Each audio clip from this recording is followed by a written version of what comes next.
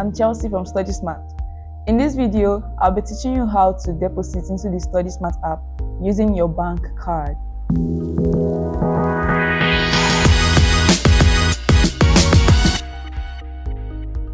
Step 1.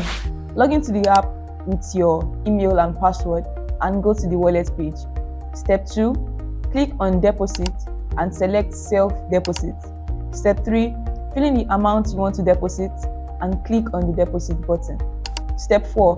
Wait for it to take you to the payment page where you can fill in your card details. Step 5. Fill in your card details and click on Pay.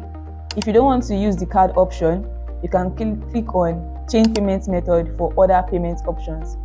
Finally, go back to the wallet page and check your balance. You can now subscribe for your dream course.